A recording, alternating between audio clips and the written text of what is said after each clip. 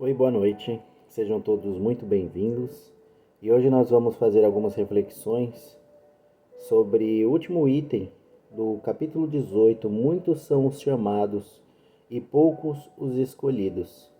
É o item 16, que se trata, na verdade, de uma mensagem do Espírito Simeão em Bordeaux, 1863, onde ele diz o seguinte: reconhece-se o cristão pelas suas obras. E o nosso irmão espiritual, ele traz para nós algumas reflexões muito importantes. Reconhece-se o verdadeiro cristão pelas suas obras. Então, a primeira reflexão que o nosso companheiro nos traz é muito séria e diz o seguinte: será que basta trazer o símbolo do Senhor para ser seu fiel seguidor? Basta que a gente tenha na nossa casa a imagem do nosso Mestre Jesus num quadro, a imagem de Nossa Senhora, se a nossa fé está em Nossa Senhora, se a nossa devoção, digo, está em Nossa Senhora, algum ícone, né? Alguma imagem de crucifixo ou de qualquer santo da nossa devoção, qualquer pessoa que a gente admire, como um quadro de Chico, Bezerra de Menezes, por exemplo, Emmanuel em nossa casa, ou qualquer outro tipo de símbolo, uma Bíblia aberta, por exemplo, em cima da mesa, né? Uma Bíblia aberta em algum canto específico, especial que a gente tenha reservado para que ela fique ali no Salmo 91, como muita gente faz, um cantinho para acender uma vela perto de alguns desses exemplos que eu dei, ou alguma outra coisa, seja qual for a nossa fé, né? Se não é essa fé cristã, que possa ser um ícone, por exemplo, uma imagem de Buda para quem tem essa fé, alguma imagem, alguma coisa que associe se a pessoa é judia, se pertence a algum outro tipo de religião, ou seita, ou filosofia, seja o que for, simplesmente ter isso na nossa casa realmente faz toda a diferença, torna a gente cristão? Em seguida ele diz assim: será que basta dizer eu sou cristão para seguir o Cristo? Basta a gente estar frequentando uma casa espírita, estar participando aqui deste trabalho, participar da nossa igreja, né? Se a gente faz parte de alguma igreja, frequentar todos os dias de cultos estabelecidos, contribuir com o nosso dízimo, ser dizimista quando a gente faz parte de alguma dessas igrejas. A gente sabe que na doutrina a gente não tem esse tipo de contribuição, né? As contribuições são voluntárias. A gente não tem também os cultos, né? A gente tem reuniões, a gente não tem figuras de pastores ou de padres ou qualquer tipo de autoridade. Nós somos trabalhadores que se revezam para trazer o conhecimento, o esclarecimento, a assistência espiritual como um todo, mas isso se refere a todos nós indistintamente. Basta a nossa frequência, basta a gente estar envolvido em trabalhos desse tipo, basta a gente contribuir de alguma forma para que nós sejamos cristãos. Isso nos faz cristãos. Porque um grande erro que nós podemos cometer é nos dizer cristãos simplesmente pelo fato de conhecer, né, de buscar o conhecimento do Cristo. Porque ser cristão é seguir o Cristo. Então nós às vezes procuramos conhecer ou temos algum conhecimento bíblico ou literário a respeito do nosso Mestre Jesus e nós nos consideramos cristãos, mas isto é suficiente? Porque a advertência do nosso irmão é muito importante. Não importa se a gente faz ou deixa de fazer qualquer uma dessas coisas que nós falamos aqui. Se nós não justificamos através das nossas obras que nós somos cristãos, que nós seguimos o Cristo, nós não somos verdadeiramente cristãos. Nós estamos aprendendo, conhecendo, estamos a caminho, estamos buscando ser cristãos. Mas não podemos nos autodenominar, falar muitas vezes de forma pomposa ou orgulhosa que nós somos os verdadeiros cristãos, que nós somos cristãos, que nós somos os verdadeiros seguidores de Jesus. Nós seremos quando as nossas obras estiverem de acordo com o que nós estamos dizendo. Isso é para a gente buscar humildade nas nossas reflexões. Buscar, sim, analisar o nosso ser, nos ver num espelho, nós e Deus, entre nós e Deus, de nós para Deus. Se nós estivéssemos tendo uma conversa com Ele pessoalmente, e Ele estivesse na nossa frente e nos perguntasse: vocês foram cristãos ou têm sido cristãos até aqui? O que nós responderíamos para Ele? Porque eu imagino que a vibração seria tão gigantesca que a gente não conseguiria nem mentir. Só que será que a gente para e pensa se as nossas atitudes estão alinhadas com aquilo que o Mestre ensina? Para que a gente possa chegar e dar uma resposta positiva? Sim, nós temos sido cristãos. Porque a grande maioria de nós, infelizmente, ainda vai dizer: nós estamos tentando. Nós estamos tentando. E realmente nós estamos tentando. Mas às vezes a gente pode pecar para mais.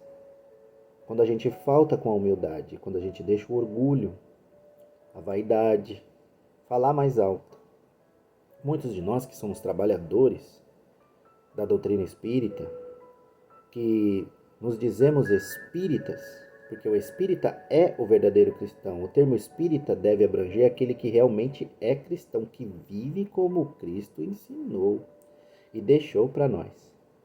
E muitas vezes nós, que nos dizemos espíritas, não só para dizer que fazemos parte do espiritismo, mas que somos trabalhadores do Cristo, somos arrogantes e ainda somos orgulhosos nesse sentido, nos colocando ou nos sentindo superiores aos outros, quando na verdade alguém que nem tem a fé cristã pode estar agindo com muito mais alinhamento aos ensinamentos do Mestre, que nem tiveram contato, do que nós mesmos, pela sua própria elevação espiritual.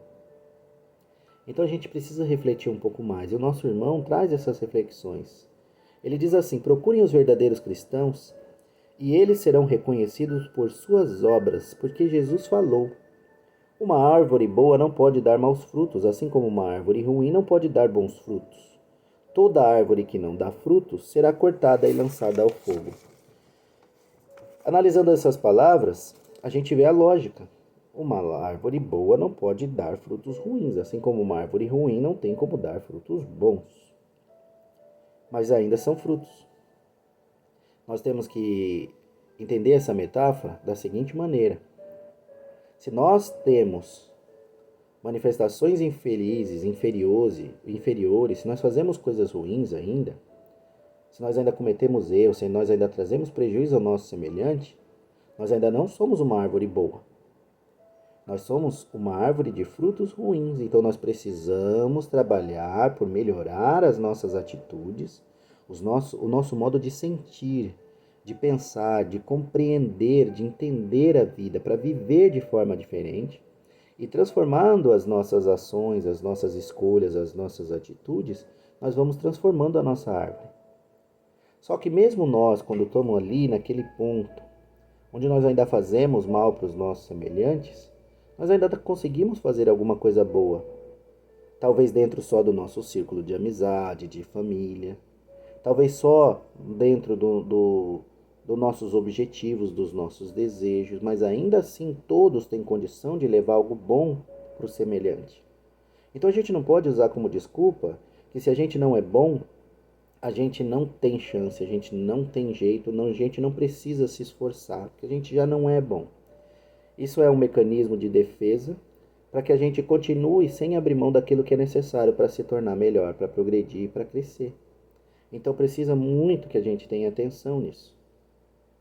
Mesmo que nossos frutos sejam ruins, nós temos coisa boa no nosso coração e todo mundo tem algo de bom para oferecer.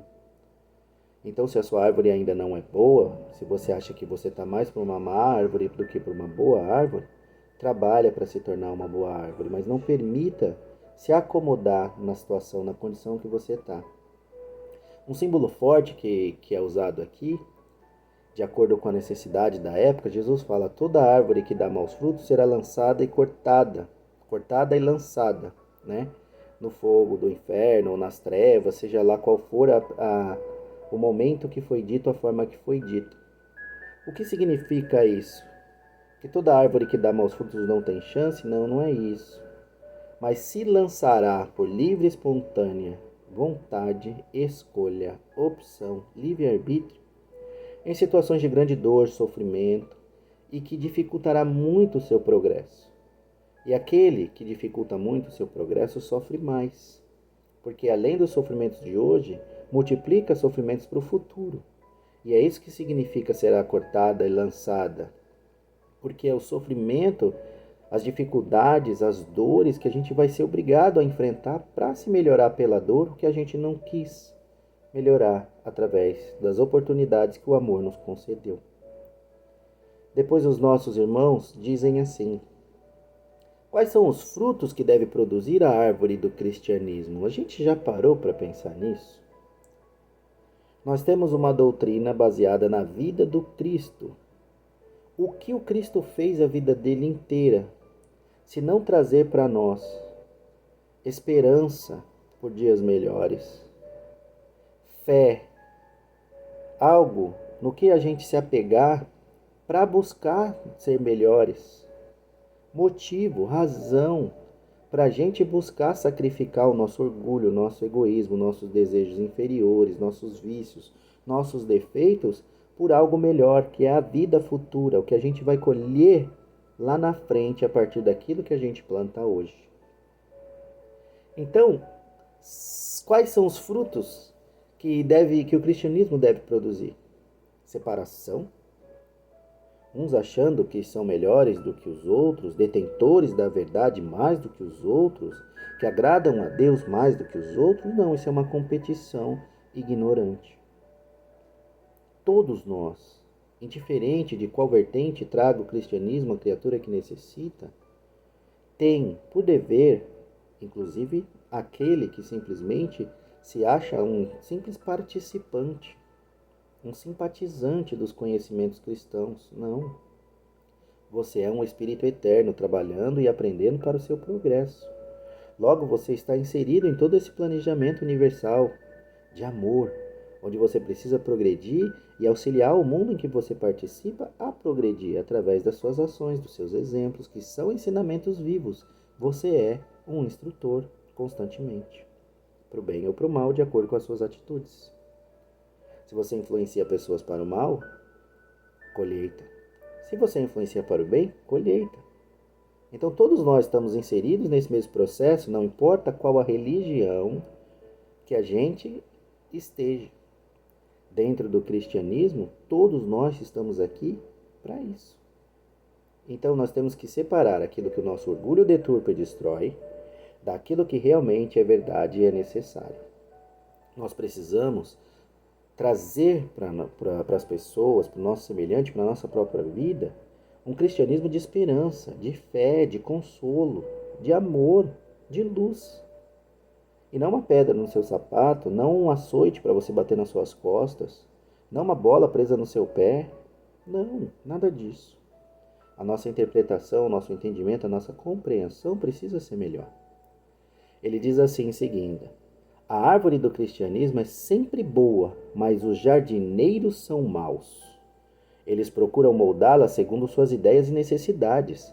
Por isso, cortaram, diminuíram e mutilaram a árvore do cristianismo. O que isso quer dizer? É algo muito importante. Nós recebemos da espiritualidade na doutrina espírita a informação que Jesus é o ser mais perfeito que já nasceu entre nós. Então ele é o governador planetário do nosso mundo, nasceu entre nós para trazer de forma pura, sem erros, o que os homens vinham recebendo do plano espiritual, que é o conhecimento de Deus em todas as épocas, mas que colocavam de si e acabavam trazendo algo bom, mas ainda regado à sua própria inferioridade, à sua capacidade de interpretar, de entender as coisas. E o Mestre, como ser perfeito, vem e nos traz sem erro nenhum, numa época que a gente já tem condição, uma inteligência desenvolvida para assimilar, para aprender. Então o Mestre nos traz a verdade, né? De forma mais clara, através do Espiritismo, nos mostrando sem as barreiras do tempo em que ele viveu aqui entre nós. Então os Espíritos nos mostram de forma clara o que os ensinamentos de Jesus queriam dizer, e a gente só precisa raciocinar sobre, que a gente vai ver que não tem nada em desalinho com o que o Mestre ensinou. A partir daí, o que a gente tem que pensar? Que quando nós estamos aqui para manifestar o conhecimento que nós obtivemos de Deus, seja qual for a nossa religião, a gente tem que colocar muito pouco de nós. Mesmo que não seja possível passar algo adiante sem nada, né? Sem colocar nada de nós. Mas o que Jesus trouxe é a pureza absoluta. Se a gente simplesmente transmitir isso em ação, nós nunca vamos corromper as outras pessoas. E é isso que a gente vê que realmente aconteceu, e são erros que a gente precisa admitir. Nós temos, de acordo com cada religião, um Deus diferente. Aquelas religiões que pegam mais o Velho Testamento do que o Novo Testamento, acreditam ainda que Deus tem ódio. Deus odeia o pecado, Deus odeia o pecado. Não, Deus tem ódio, Deus tem rancor, Deus é vingativo. Em outros tempos, Deus já muda, Deus já permite algumas coisas, de acordo com os interesses do povo, mas não permite outras. Então, em uma época, você vai ver um Deus que permite o que hoje Jesus diz para nós que não é mais para nós fazermos. Nós vemos aí a pluralidade de relacionamentos. Nós vemos aí diversas outras coisas em diversos outros momentos, que eu não vou me estender muito agora. Onde, se você pega o antes, que foi trazido por homens como intermediários, missionários, sim, mas que não trouxeram o entendimento máximo daquilo que era para vir do plano espiritual, e temos Jesus. Você não vai ver erro em Jesus. Mas muitos de nós, por conveniência, se apegam àquilo que foi trazido no passado para fortalecer os seus próprios interesses.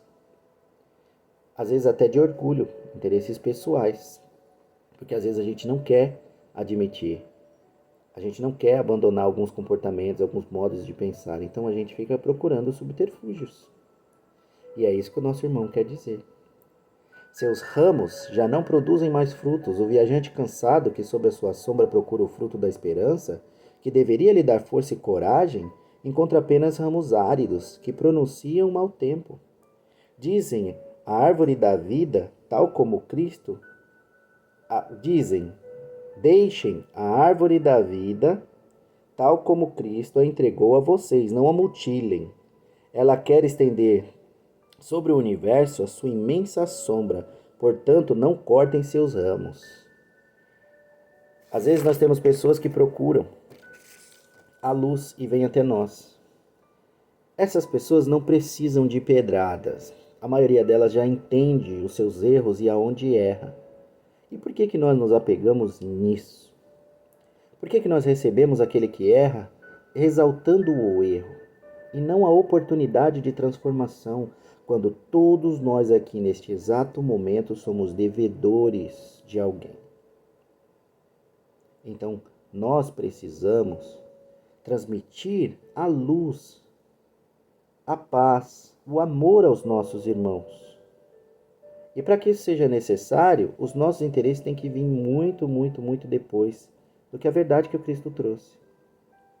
Se nós vivemos exatamente como Cristo nos ensina, nós seremos os melhores exemplos possíveis neste mundo que nós habitamos. E nós influenciaremos para o bem toda a humanidade à nossa volta, e nós teremos um mundo muito melhor e muito mais feliz. Agora, quando nós trabalhamos contra isso, visando os nossos próprios interesses, cada um de nós, não só em âmbitos religiosos, colocando verdades que nos favorecem e não aquilo que a nossa consciência diz que deveria ser o correto segundo o que o Cristo nos ensina, nós atrasamos sim o nosso próprio progresso e muitas vezes o progresso de outros. Não amontoem seus frutos para guardá-los e deixá-los apodrecer, a fim de que não sirvam a ninguém. Se muitos são chamados e poucos escolhidos, é porque existem os monopolizadores do pão da vida, como existem os do pão material. Infelizmente, nós vemos diversos irmãos em diversos segmentos religiosos que ainda se acham diferentes, mais abastados do que os outros, e vivem as suas vidas religiosamente dessa forma, sem querer dividir aquilo que possuem, sem dar espaço para aquelas pessoas que estão tentando, que estão começando, sem desejar dividir até o trabalho espiritual, onde o que importa realmente é a caridade é a união. E a gente se esquece disso, porque lá no fundo tem algo ruim guiando as nossas ações, que é o nosso orgulho. E em alguns momentos pode sim apagar o nosso mérito, o mérito da nossa boa ação. A árvore que produz bons frutos deve distribuí-lo para todos. Procurem aqueles que estão famintos e os tragam para a sua sombra, dividindo com eles o abrigo que ela oferece. Quem de nós, por pior que esteja capengando nos nossos dias, não recebe a visita de alguém mais necessitado em diversos momentos e tem a oportunidade de trazer o pouquíssimo que a gente conhece, que a gente sabe, que a gente vive e que fez da nossa vida melhor para uma outra pessoa? A questão é desejar estar inserido neste meio. Trazer sem vergonha, sem orgulho, sem vaidade para o outro, não importa o que ele pensa, o que ele sente, como ele vai absorver isso, desde que a gente não viole o espaço, a liberdade do outro. Muitas vezes a gente se barra, se freia pela vaidade. E o retorno, quando a gente leva a luz através da nossa própria vivência, não precisa nem ser pregando, nem ser trabalhando em casa espírita, em igreja, em nada, é maravilhoso. Deus consola, conforta e preenche totalmente o nosso coração. Não se colhem uvas dos espinheiros, meus irmãos. Afastem-se daqueles que os chamam somente para mostrar o lado ruim das coisas, e sigam aqueles que irão conduzi-los à sombra da árvore da vida. Então, meus companheiros, a gente precisa ficar longe, manter longe da nossa boca a maledicência. O mal não merece comentário em tempo algum. Que a gente fale menos, que a gente busque menos, que a gente leia menos, que a gente se informe menos sobre o que é ruim. Que a gente busque o bem, o otimismo, a positividade. Esperança é esperar algo que a gente almeja lá na frente. A gente espera o bem, então por que a gente vai ficar buscando essas coisas que atrasam o nosso modo de pensar, de agir, de sentir, prejudicam até a nossa esperança que as coisas vão melhorar? Atitude íntima que precisa ser transformada. E por fim o companheiro diz assim: Jesus disse: suas palavras não passarão, e não passarão mesmo. Nem todos os que dizem Senhor, Senhor entrarão no reino dos céus, mas só aqueles que fizerem a vontade de meu Pai que está nos céus. Que nós sejamos essas pessoas que ouvem e que seguem com o coração, vivendo, fazendo a vontade do nosso Senhor. Porque assim nós seremos verdadeiros cristãos, assim nós seremos felizes, assim nós teremos paz e um mundo melhor com a graça de Deus. Que assim seja.